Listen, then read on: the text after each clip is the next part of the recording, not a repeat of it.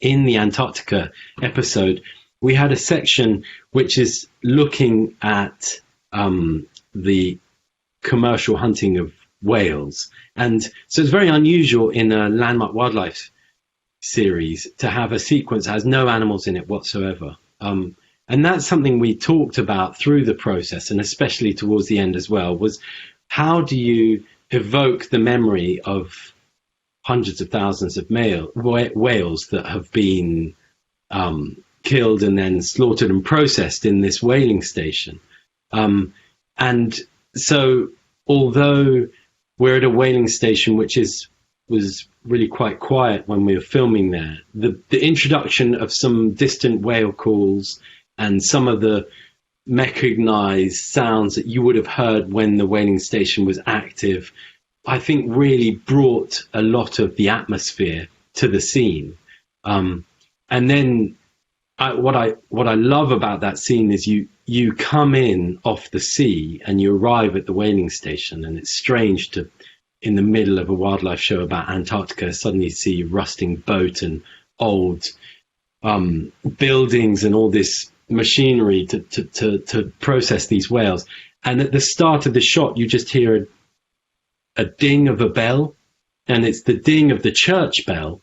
And that just suddenly you go, oh, we're in a human world now. And I think it also allows you, with the imagery of the stars in time-lapse moving around all this infrastructure, it allows you to go into a more ethereal world. And that's the soundscape that's bringing that in.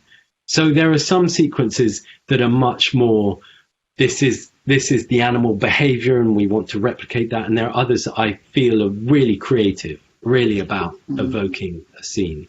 And that was a lovely sequence for me to track lay. It was because you could see it all there in the pictures, and you can go, okay, it can be like the sound of a buoy going, and you can hear the metal creaking, the furnace kind of blasting, but all done, mixed in a way so it's subtle, and you're just kind of passing these things by. So you've got a distance between what you're seeing and what it's representing. It was fun to track lay. One thing on that particular sequence I really liked is actually the narrative through that is so strong and it's so emotional. So we're adding these things in, and when I was saying about being subtle, you don't want to distract from what's being said. The words, the story there is so strong.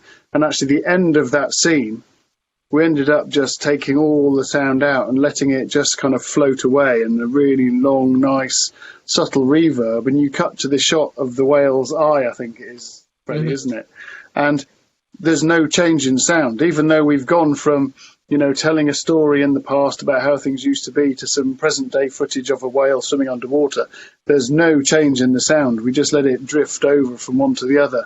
And then over about 20, 30 seconds, gradually bring you into underwater, and you realise what you're watching, and the camera pulls out, and you're suddenly, only when you see quite a lot of the whale are we actually then in the whale's atmosphere, in its world and with it, and then the story kind of moves on to the next stage. But for me, that's a lovely bit of that sequence, just the way it ends.